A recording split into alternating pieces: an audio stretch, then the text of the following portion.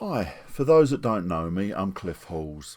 I have been ministering in various churches for over 40 years, and when the pandemic hit and numerous churches started broadcasting online, I felt this was something that I should be doing, but I always had excuses as to why I couldn't.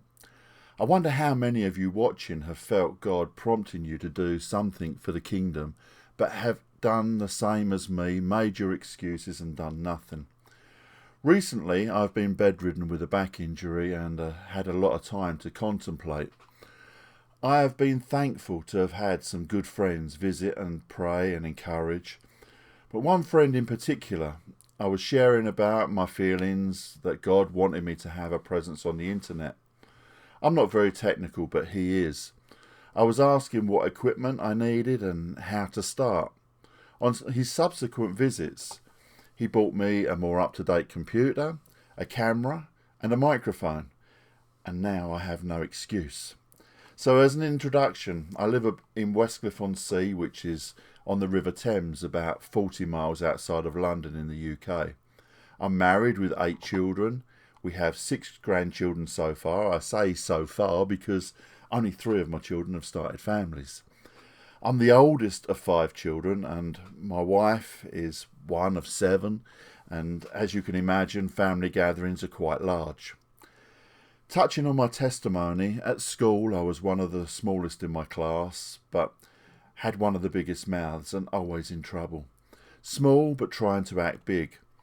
This was all to change just before my 14th birthday. It was the beginning of July 1977. My dad had sorted through a cupboard and found his old Bible. He felt drawn to it, and he sat on the bed and started to read, and became engrossed. We left him to it, but to be honest, we found it, I say we, probably should have said I found it quite amusing. It'd been years since my dad had had a Bible in his hand, and some hours later he rejoined the family downstairs and announced he needed to find a church to go to. I was quick to say you wouldn't find me dead in a church. Mum also said she wouldn't be going. On the 3rd of July 1977, Dad went to church and God changed his life. Over the next couple of weeks there were some obvious differences. Towards the end of July, Dad announced that he was going to attend a church meeting in a large tent. My thought was, church? In a circus tent? There must be something there I can take the mickey out of. The speaker was a man called Dick Saunders. I can't remember what he said except, who wants God to change their life? Come and join me at the front. Or words to that effect. I don't remember thinking about it. I just got out of my seat and walked to the front, and I glanced round and 2 of my younger sisters were following me. During the next month, my life dramatically changed, to the point where, when we returned back to school in September, the teachers couldn't believe it was the same child in their class. The way I spoke, the way I behaved had changed. I wasn't disruptive. I can't say I was perfect. Come to that, I'm still not perfect. We became very active in the church. My dad became a pastor. I was asked to lead the singing. Not that I have a very good voice, but I have a strong voice. Loud.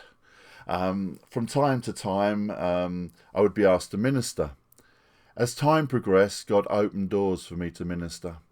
I became the local leader of the Full Gospel Businessmen, and then a pastor within Elam.